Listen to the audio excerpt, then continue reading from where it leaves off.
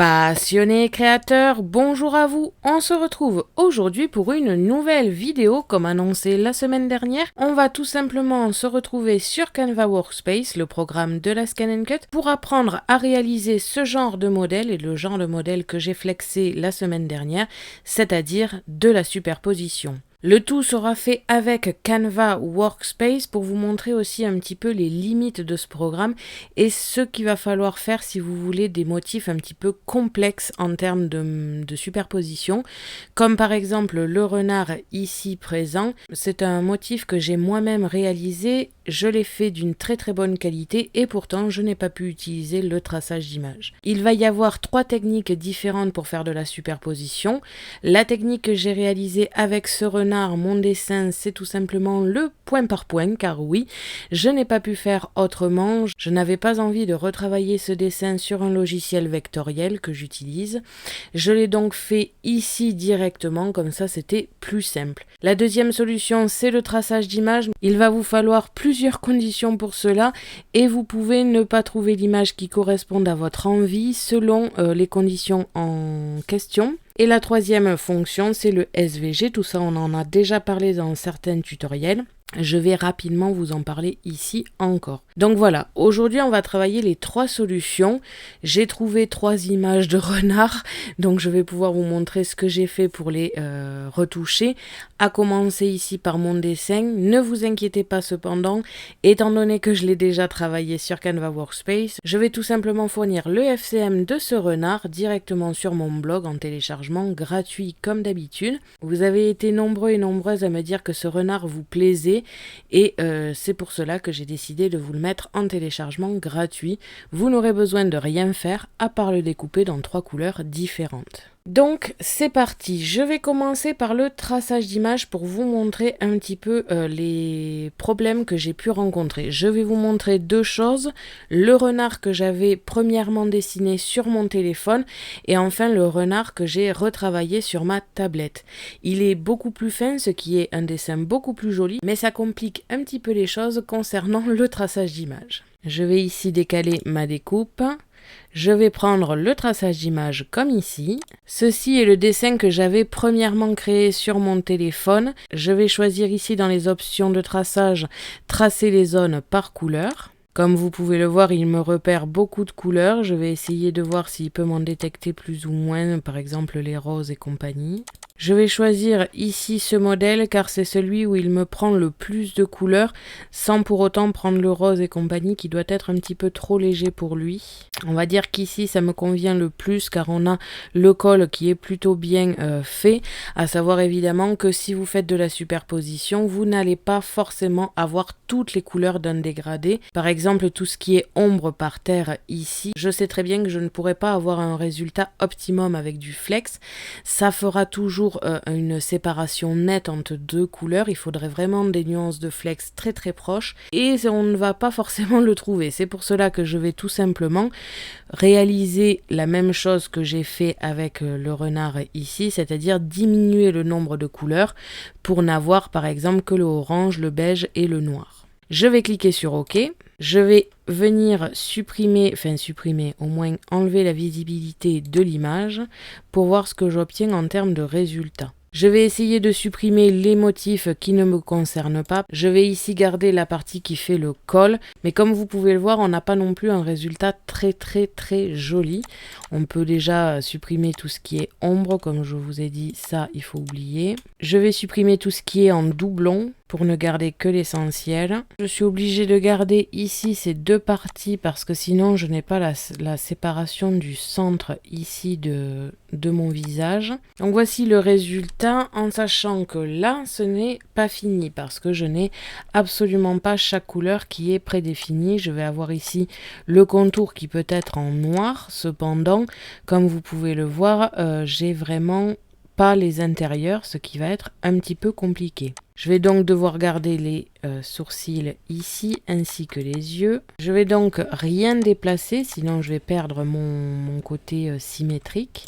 Et je vais venir diviser mon motif contour. Je prends juste mon contour noir avec la forme que je dessinais, on va dire au hasard, hein, c'est juste pour faire le tour de ma forme, comme ici. Je vais venir ici garder que les formes qui m'intéressent. Donc en l'occurrence, je vais garder ici ces deux parties, celle-ci. Ces deux parties seront en orange, je vais donc les garder. Celle-ci aussi, mais là j'ai la totalité du visage et pas seulement la moitié. Donc pour cela, je vais attendre un petit peu. Je vais tout simplement venir colorer toutes mes parties pour voir un petit peu à quoi ça va ressembler. Je viens grouper les oranges que j'ai pu faire ensemble. Je groupe les beiges ensemble. Je vais venir ici reprendre ma forme de base avec ma découpe qui a été gardée. Je vais faire apparaître les points ici et je vais supprimer le contour. Et cette partie-là sera noire, comme vous pouvez le voir. Cette partie ici est pleine, elle ne me concerne absolument pas. Et la partie contour non plus. Je peux donc les supprimer. Je vais faire réapparaître toutes mes formes par-dessus. On va donc prendre celle-ci, celle-ci, celle-ci. Donc là, on va avoir du orange. Ici, nous aurons du beige. Et ici aussi. Avec donc ma forme de renard en dessous. Je vais venir retravailler certains motifs. Comme par exemple cette forme ici qui est un petit peu trop bizarre. Je viens ici la retravailler pour que ce soit joli. Je ne travaille qu'une moitié car c'est simplement ça qui va me concerner. Je vais après diviser en deux et faire la copie de la moitié que j'ai travaillée. Je vous montre ça juste après. Si vous souhaitez que les motifs soient moins abîmés, je vous conseille aussi de diminuer le nombre de points qu'il y a entre des points importants. Quand la moitié me convient, je vais venir tracer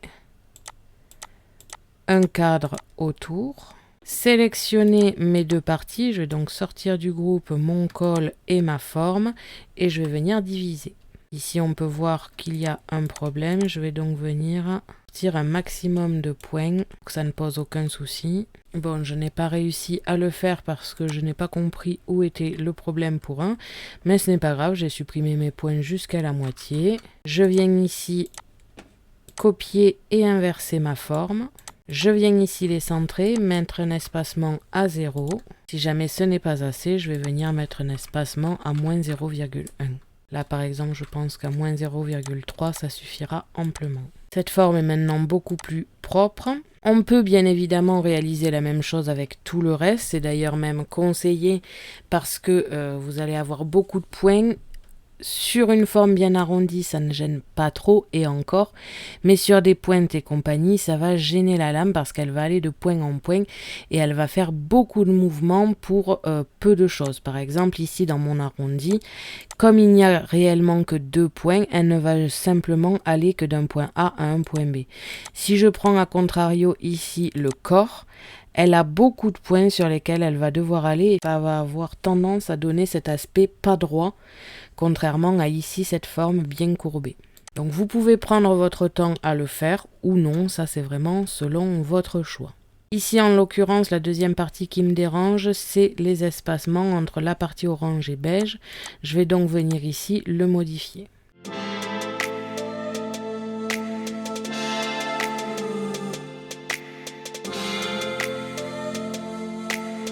En ce qui concerne le cœur, je vais pouvoir le supprimer parce que c'est la forme du visage ici et du bas du visage ici qui va le former. Je vais maintenant venir un petit peu espacer la partie beige de la partie orange.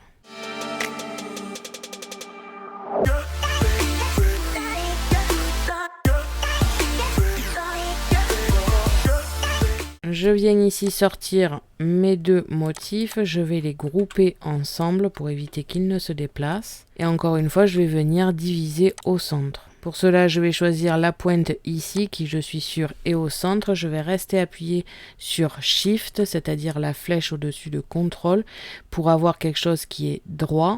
J'encercle la moitié du visage que j'ai moi-même travaillé et je vais venir diviser. Une fois que c'est fait, je ne vais garder que les parties qui m'intéressent, comme ici. Je vais grouper le tout, copier et coller le tout, venir inverser mon modèle, centrer à moins 0,3 et fusionner, comme ici. Je groupe le tout pour éviter que cela ne bouge.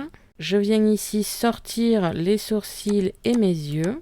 Je groupe les moitiés ensemble et je vais venir déplacer de sorte à ce que ce soit un petit peu moins collé.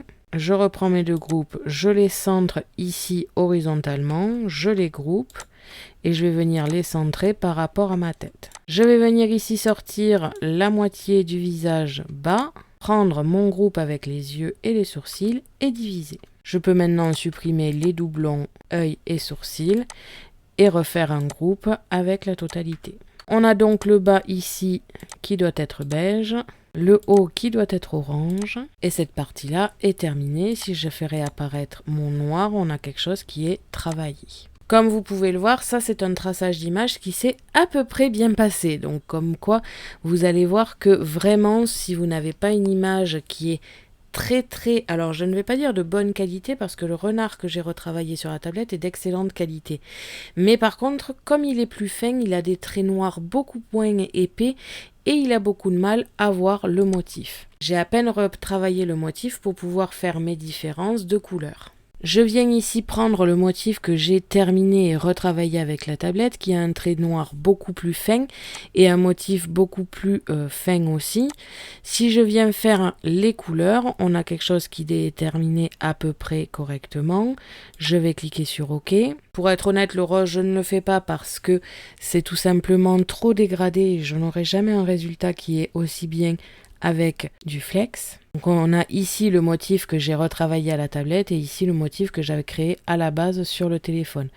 Comme vous pouvez le voir, on a quand même quelque chose qui est plus fin et plus net en termes de traits et d'ombre, mais on a aussi quelque chose qui est beaucoup moins détectable avec le traçage d'image. Je vais venir ici à faire réapparaître tout le motif, enlever ici mon image et je vais supprimer tout ce qui est inutile. Comme vous pouvez le voir déjà au niveau des pattes, il ne m'a même pas repéré la différence de couleur.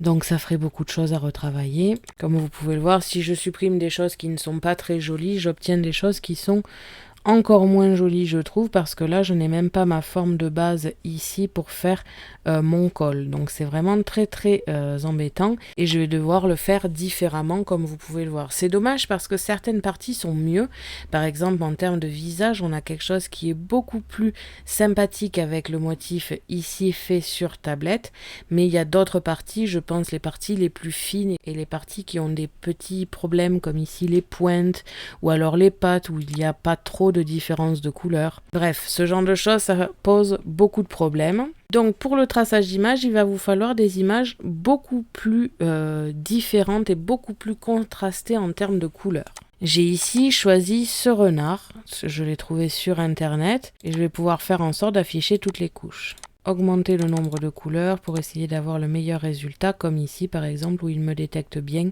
correctement toutes mes formes. Maintenant que ça c'est fait, je vais cliquer sur OK. Et comme vous pouvez le voir, avec beaucoup moins de couleurs, beaucoup moins de dégradés, quelque chose de beaucoup plus net en termes de différence de couleurs, on a un résultat qui est beaucoup plus sympathique avec le traçage d'image. Mais comme je vous l'ai dit, toutes les images que vous voudrez ne seront pas forcément formées de la même manière. Là, en l'occurrence, la seule chose qu'il ne m'a pas faite, c'est les petits cercles dans les yeux. Et ça, c'est très facile de le refaire avec les formes de base de Canva. Je vais venir ici faire en sorte que toutes mes couleurs y soient. Je vais choisir tout ce qui doit être noir et compagnie. À partir de là, je n'ai qu'à grouper les mêmes couleurs ensemble, supprimer l'image, ce qui fait que l'on va avoir ici le noir, le orange et le beige en 3 couches différentes. Ce qui vous permet ensuite de découper chaque flex de la couleur avec les motifs associés. À savoir que pour faire de la superposition et pour ne pas avoir 3 tonnes de choses à bien positionner, je vous conseille fortement de garder les formes et les couleurs qui vont ensemble. Par exemple ici, le noir, même si ici vous allez avoir de la perte et que vous ne pourrez pas l'utiliser, je vous conseille fortement de garder cet espacement pour ne pas avoir de problème ensuite. C'est vraiment très compliqué de trouver des images qui sont en couleur et qui vont bien passer pour le traçage d'image.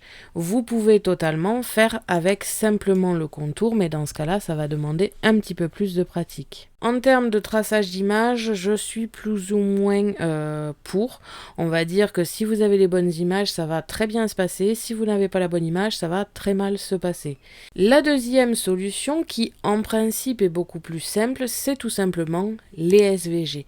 Certains SVG ne sont pas en couleur, mais ils sont quand même étudiés. Par exemple ici pour le renard, vous n'aurez que le contour et en mettant un rectangle autour et en divisant, vous obtiendrez chaque forme comme vous le souhaitez. Sinon, vous en avez aussi en couleurs qui sont très bien étudiées et du coup, vous n'avez rien à faire, juste à bien séparer vos couleurs. J'ai ici un SVG d'un renard. Comme vous pouvez le voir, il y a beaucoup d'éléments. Et surtout, il est entièrement noir. Donc ça, c'est un SVG. Donc techniquement parlant, il est parfait en termes de composition ici de traits. Je n'ai pas pris le motif le plus facile. Je vais venir ici regarder ma forme de contour et je vois qu'il me manque certaines parties. Je vais donc venir le mettre en noir. Je vais donc rajouter à ce contour l'œil ici manquant et je vois qu'il me manque cette partie ici que je vais essayer de tout simplement fusionner avec mon motif de base. Je viens ici grouper le tout et j'ai déjà ma forme de base qui est faite. Je vois ici qu'il m'en manque une autre partie, je vais essayer de le grouper aussi tant qu'à faire. Toutes les autres formes, je vais venir ici les supprimer tout simplement. Comme ça, j'ai ma forme de base noire, je vais venir mettre un contour carré autour. Alors je dis carré ou rectangle ou du moment que ça entoure bien le modèle et je vais venir diviser. On va se retrouver encore une fois avec le contour que je vais remettre en noir. Et il ne faut pas oublier l'œil qui lui aussi est en noir. Alors pourquoi j'ai fait ça? Pourquoi j'ai tout simplement redivisé, ce qui me donne autant de formes que tout à l'heure? Parce que le modèle, je l'ai un petit peu modifié par exemple au niveau de la queue ici. Et ça me permet aussi de faire le tri par rapport à ce que la personne avait laissé sur son SVG. Ça me permet de remettre un petit peu à jour le motif. J'ai ici ma forme qui est groupée en noir, donc ça va être mon contour tout simplement. Et je vais pouvoir venir retravailler un petit peu tous mes motifs. Je vais venir masquer ma forme pour voir ce que j'ai comme motif en dessous. Je vais venir faire en sorte que mon motif me plaise. Donc par exemple ici je vois que cette forme ne sert à rien étant donné que c'est le vide techniquement, il n'y aura pas de couleur ici. Donc ensuite par exemple les pattes seront elles noires. Je vais les mettre marron pour voir la différence. Et il ne faut pas oublier les petits détails comme ici. Et encore une fois ça va être un jeu de je mets en couleur et je groupe.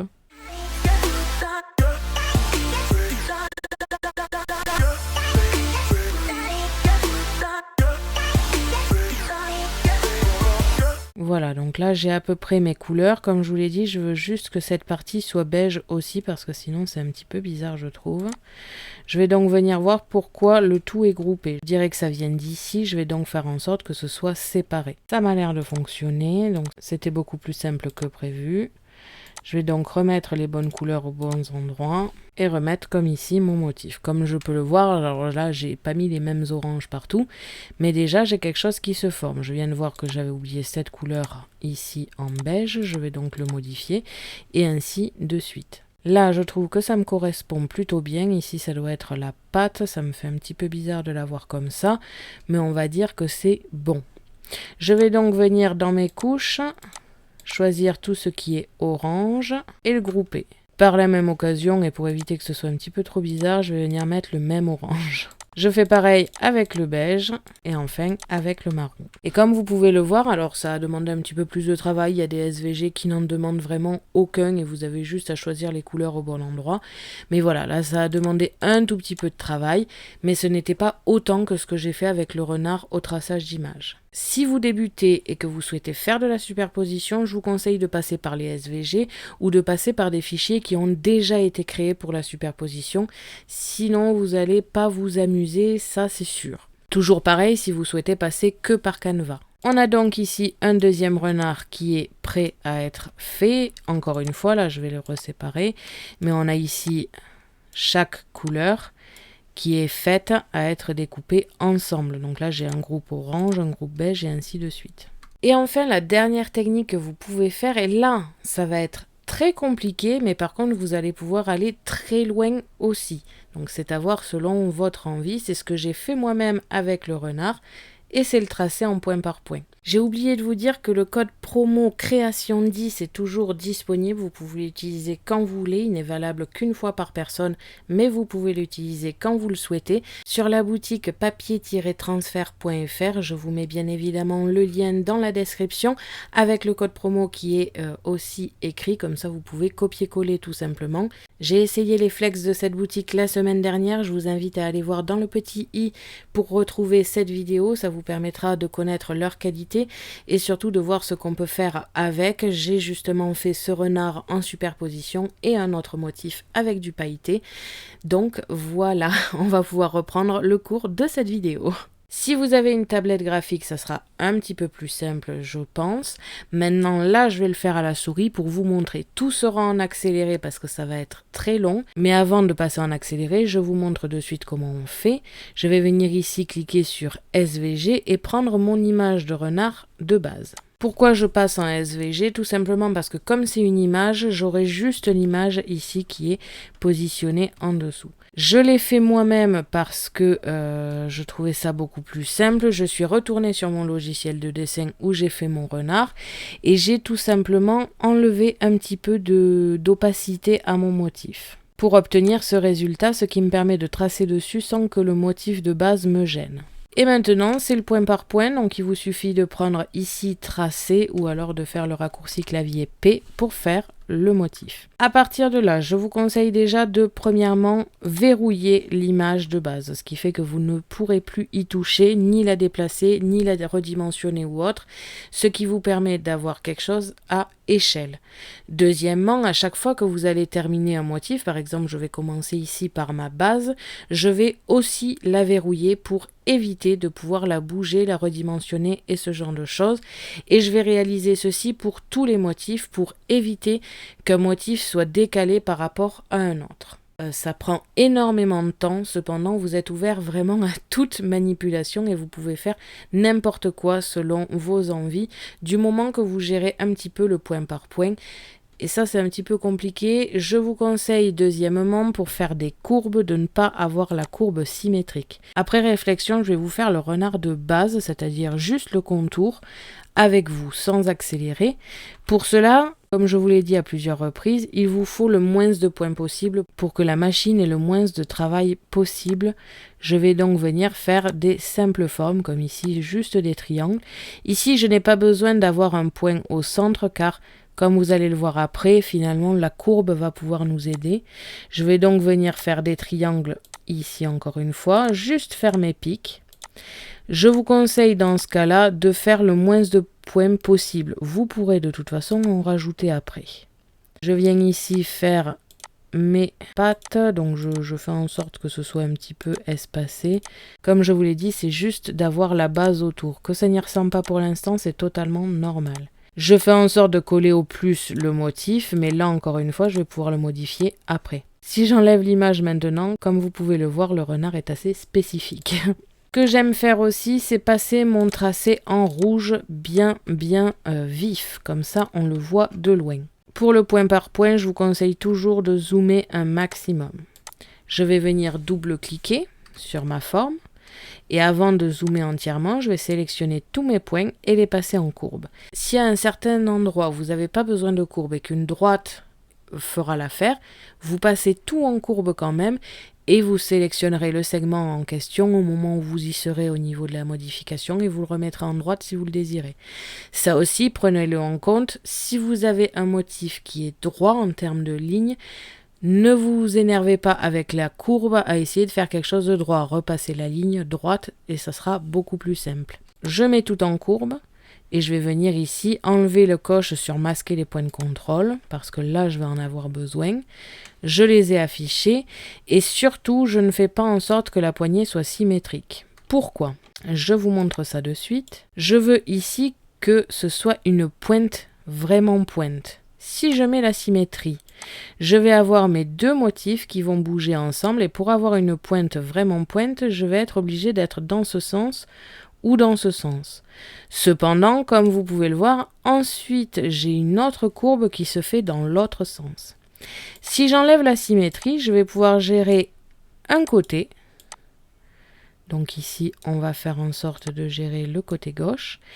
Et je vais pouvoir gérer l'autre côté indépendamment du premier que j'ai fait. Je viens ici zoomer un maximum. Je vais faire en sorte que mon motif suive ma courbe de base, mon dessin de base, comme ici. Et comme vous pouvez le voir, j'ai une très jolie pointe avec 2 courbures différentes sur mon motif tout de même. Si j'essaye de réaliser la même chose avec la symétrie de ce côté-là, et comme vous pouvez le voir, je vais faire ma pointe par exemple dans ce sens-là, et après ça va bouger tout le reste.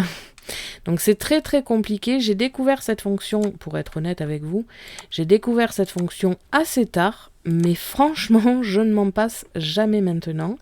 Donc voilà, je vais venir ici faire mon motif. Donc là j'ai fait la première oreille et je vais continuer en allant dans le sens horaire tout simplement. Je vais venir ici, modifier mes traits, faire en sorte qu'ils soient les plus proches du modèle et du dessin de base. Les courbes, c'est vraiment une question de pratique. Au début, j'avais beaucoup de mal et maintenant, je m'en sers comme si c'était hyper facile. Et franchement, ça l'est d'ailleurs. Il faut juste prendre le coup de main, quoi. Et on bouge ici les traits au fur et à mesure. Comme vous pouvez le voir, c'est vraiment pas compliqué. Le coup à prendre, c'est vraiment de faire le motif le plus simple en termes de points à la base. Parce que si vous faites tous les endroits où ça devrait être courbé sans penser que vous allez pouvoir le modifier, vous allez avoir beaucoup de points à gérer et ça, c'est vraiment très compliqué après de le gérer. Comme je vous l'ai dit, ça sera beaucoup plus simple rajouter des points après que de les faire avant.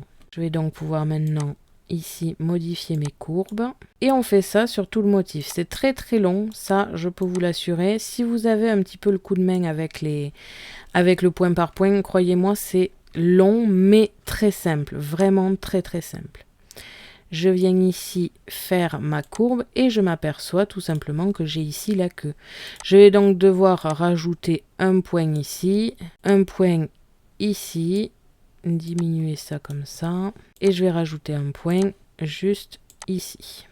Je vais donc pouvoir modifier tout ça. Je viens d'abord faire ma pointe et ensuite je modifie le corps. J'ai rajouté des points très très facilement grâce à l'option pour. Et je fais mes petites finitions et je vous continue tout ceci en accéléré parce que même cette partie-là ne sera pas forcément très intéressante. Mais comme vous pouvez le voir, comme je vous l'ai dit, le plus compliqué c'est vraiment de s'y mettre. C'est un peu long, mais après c'est vraiment génial.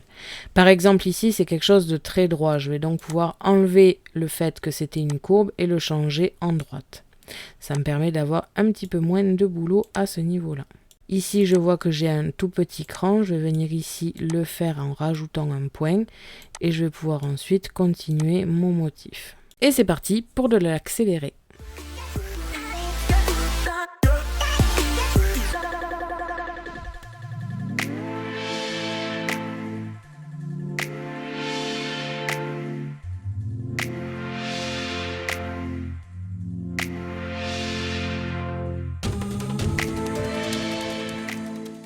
Comme ici, j'ai ici la base qui est maintenant terminée. Comme je vous l'ai dit tout à l'heure, je la verrouille. Je garde aussi la possibilité d'effacer pour tout simplement voir ce que ça donne. Autre chose qu'il vous faut bien retenir, si vous avez la possibilité d'utiliser des formes de Canva, ne vous prenez pas la tête et faites-le avec. Par exemple, mes yeux ici, qui ne sont pas totalement ronds, mais qui sont quand même très très proches, je ne vais pas m'énerver à essayer de faire exactement la même forme. Je vais prendre des cercles.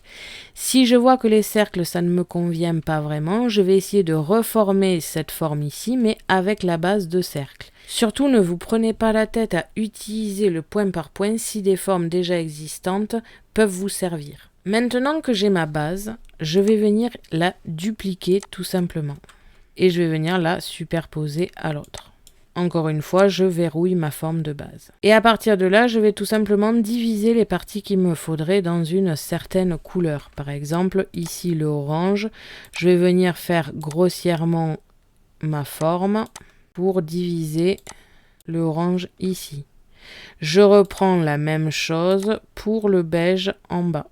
Je fais la même chose ici pour cette partie beige. Tout ça en partant de la base pour ne pas avoir à tout reconstruire non plus.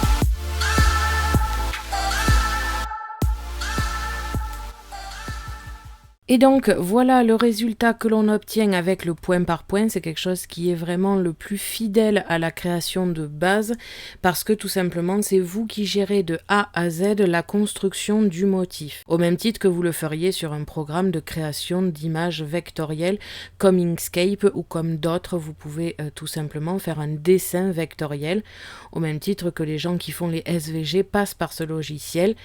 Là, en l'occurrence, plutôt que de le faire d'abord sur un logiciel comme Inkscape ou ce genre de choses, et ensuite de le mettre en SVG directement sur le programme, je le fais de suite sur le programme. Et donc voilà comment on construit une superposition en point par point. Comme vous avez pu le voir, et c'est encore de l'accélérer, c'est très très long.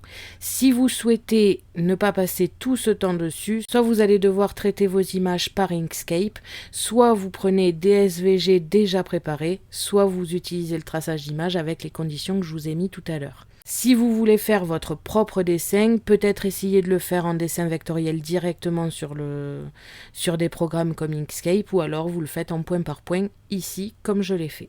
L'avantage du point par point comme je l'ai fait ici, c'est que vous allez pouvoir faire en sorte qu'il n'y ait pas beaucoup de points, ce qui fait que la Scan & Cut n'aura pas des millions de points à traiter différemment. Donc voilà un petit peu comment ça se passe au niveau de la superposition. C'est sûr, c'est très compliqué à faire au niveau de Canva Workspace. Si vous passez par des logiciels à côté, ça peut vous faciliter un petit peu la tâche, mais sur Canva Workspace, il y a très peu de solutions qui vont être faciles à faire. Le point par point, ce n'est pas compliqué dans le fond, c'est très simple. Une fois qu'on a compris le système des courbes, c'est très très simple. Par contre, ça demande énormément de temps, mais comme je vous l'ai dit, je trouve que c'est le résultat qui rend le mieux, aussi bien en termes de dessin que de découpe avec la Scan & Cut. Je ne passe que très très peu par Inkscape, je préfère le faire en point par point parce que je le gère et je trouve le résultat mieux que Inkscape. Après, bien sûr, c'est mon avis et j'utilise que ces manières-là de faire. Personnellement, si je dois faire mon motif avec un autre programme que Canva Workspace, je vais aller sur un logiciel d'image vectorielle. Inkscape en fait partie, mais je ne suis pas fan de l'interface. C'est pour cela que personnellement, j'utilise Affinity Designer. C'est payant évidemment, mais par contre je suis à l'aise avec le programme et ça pour moi c'est important et ça permet justement de faire ce genre de motif directement dessus, toujours au même titre qu'avec Canva Workspace, avec des formes de base géométriques ou alors en point par point. Donc dans tous les cas, personnellement je trouve que Canva Workspace fait largement l'affaire pour faire à peu près la même chose, donc je suis aussi à l'aise sur ce programme que sur un autre tout simplement. Après, toujours pareil, ça dépend de vous, comment vous vous sentez avec Canva Workspace et à quel point vous pratiquez ce programme-là. Si vous êtes plus à l'aise avec Inkscape, alors n'hésitez pas à utiliser l'option qui vous permet de passer une image matricielle à une image vectorielle. Donc voilà, à ce niveau-là, je ne peux pas vous en dire plus car je vous ai montré comment le faire avec Canva Workspace et ça va beaucoup dépendre de ce que vous voulez réaliser comme motif. J'espère que cette vidéo vous a aidé tout de même, j'espère qu'elle n'a pas été trop longue et trop compliquée. Après je sais très bien que c'est une technique qui demande un petit peu de travail et ça va pas forcément plaire aux débutants qui viennent à peine de commencer avec le programme, qui se familiarisent avec les options et compagnie. C'est pas forcément une vidéo que je vous conseille, c'est surtout pas une technique que je vous conseillerais de faire dès le départ. Faites des flex normaux sans superposition avec un motif que vous contrôlez, avec le traçage d'image, avec les SVG, avec des textes et ce genre de choses. Quand vous connaissez le programme, que vous gérez un petit peu ces options, là vous pouvez passer à la superposition comme je l'ai fait ici. Après, comme je vous l'ai dit, si vous utilisez des fichiers déjà programmés pour ça, que ce soit sur des groupes d'entraide, que ce soit sur Etsy ou ce genre de choses où vous pouvez acheter vos motifs, alors en principe ils sont étudiés pour et ça ne devrait pas poser de problème et vous ne devriez pas avoir à retoucher énormément ces motifs-là. Si vous souhaitez faire avec vos propres motifs, comme vous pouvez le voir, ça va vraiment dépendre du dessin. Donc voilà un petit peu cette vidéo, j'espère tout de même qu'elle vous aura plu et donc elle est tout simplement terminée. Merci d'avoir regardé cette vidéo, n'hésitez pas à me poser des questions ainsi qu'à me dire en commentaire ce que vous avez pensé de cette vidéo. Je vous invite à me suivre sur mon blog ainsi que mes réseaux sociaux que vous pouvez retrouver dans la description de la vidéo. À la prochaine pour de nouvelles créations.